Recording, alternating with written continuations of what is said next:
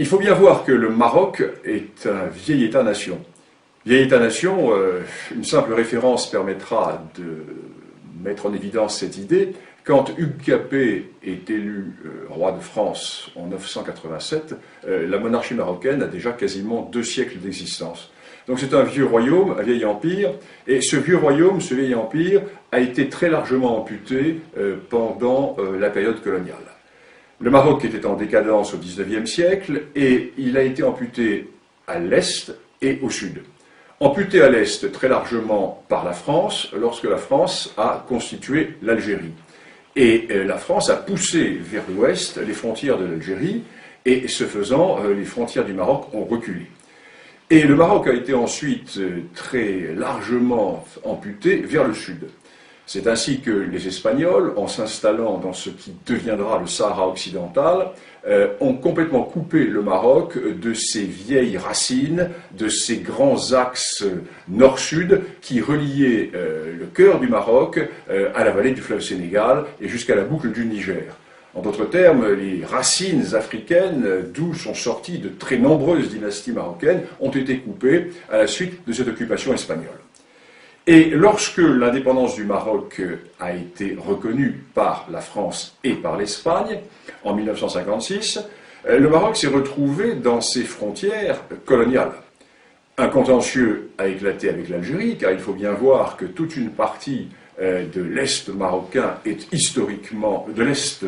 était rattachée à l'Algérie, et jusqu'à la région de Colombéchar. Colombéchar est une localité qui était historiquement marocaine.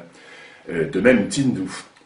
Et restait au Maroc à récupérer toute la partie sud qui était territoire espagnol, Sahara occidental.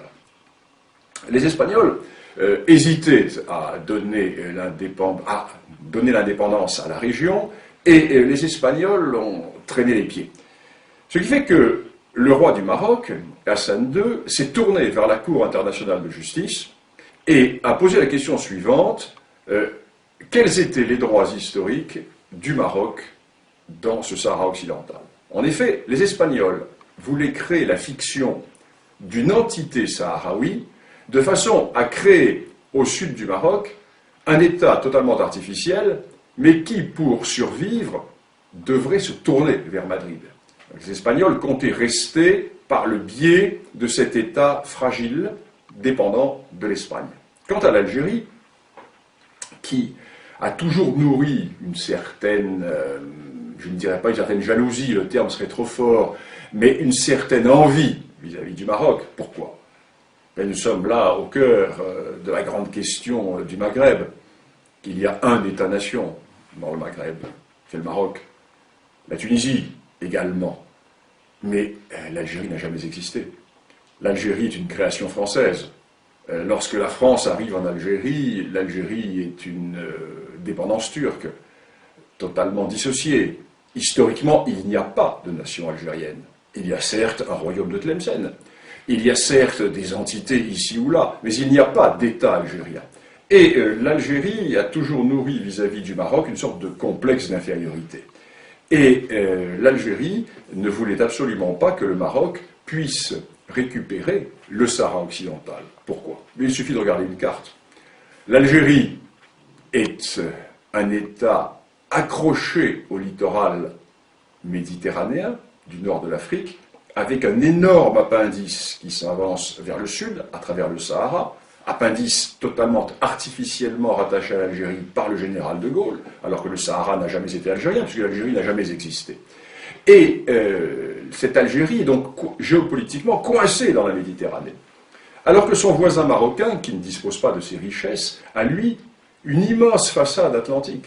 Et la récupération du Sahara occidental fait que le Maroc se retrouve avec plusieurs milliers de kilomètres de littoral atlantique, ce qui fait que le Maroc est totalement tourné vers le grand large. Le Maroc est totalement tourné vers cet océan des grands contacts océaniques. Ce qui fait que l'Algérie se trouve coincée dans cette Méditerranée, qui est un lac. Il suffit de fermer le détroit de Gibraltar et la Méditerranée est totalement asphyxiée. Tandis que le Maroc, lui, n'a pas cette géopolitique de l'enfermement. Le Maroc est tourné vers le grand large. Donc, l'Algérie va soutenir la position espagnole, qui est de créer une entité artificielle, un État artificiel sahraoui, qui permettrait à la fois à l'Algérie d'avoir une sorte de débouché vers l'Atlantique, et qui permettrait au Maroc de maintenir, à l'Espagne, pardon, de maintenir une certaine position dans la région.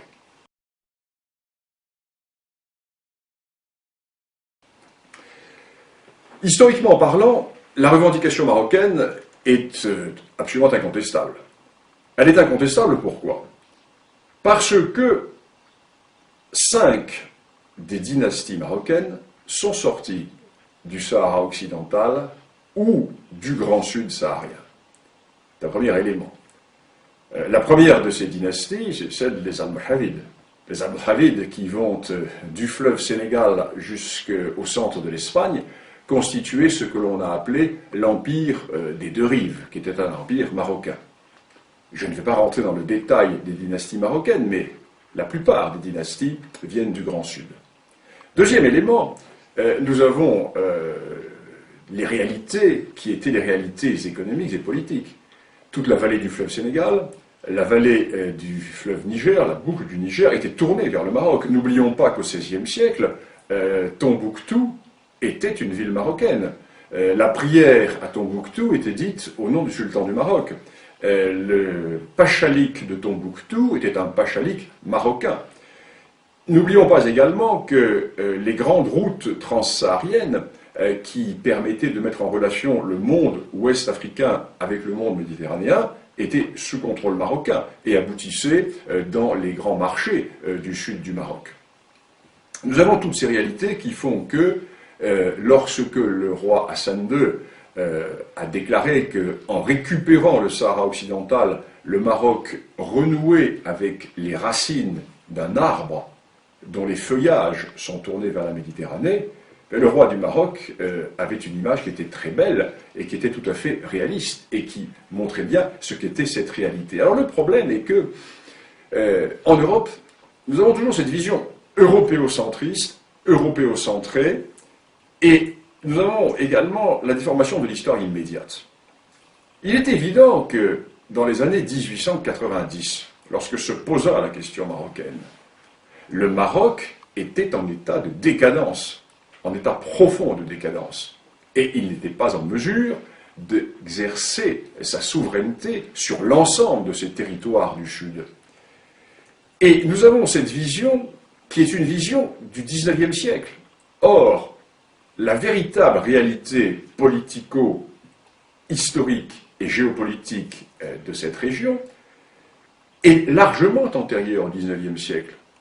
Ce qui fait que si nous faisons un peu d'histoire, et c'est l'intérêt de cette discipline, si nous faisons un peu d'histoire, nous constatons que, par le passé, le Maroc, effectivement, avait des droits qui s'étendaient, j'allais dire, bien au-delà du Sahara occidental, qu'il a récupéré depuis 35 ans, car, sans déplaire à nos amis mauritaniens, nous devons également reconnaître que la Mauritanie n'a jamais existé, et que la Mauritanie actuelle a été, du moins dans sa partie nord, très largement une dépendance marocaine jusqu'au début du XIXe siècle, puisque les émirs des tribus du nord de la Mauritanie étaient investis par le sultan du Maroc. Alors nous sommes là dans une réalité tout à fait intéressante qui fait que le Maroc, puissance continentale, se retrouve être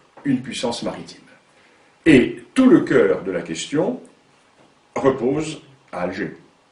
Car il n'y a de question du Sahara occidental que parce que l'Algérie n'accepte pas, elle n'ose pas le dire ouvertement, tout simplement parce que l'Algérie n'accepte pas de voir que son voisin occidental, que son voisin marocain, se retrouve doté d'atouts géopolitiques considérables qui vont faire que dans le siècle à venir, le Maroc va avoir un rôle tout à fait déterminant dans la géopolitique de cette partie de l'Afrique, alors que l'Algérie, en dépit de ses richesses découvertes par la France au Sahara, n'est qu'un État enclavé dans cette Méditerranée qui n'est qu'une sorte de grand lac Léman par rapport à cet océan Atlantique qui est la mer de contact avec tous les océans du monde.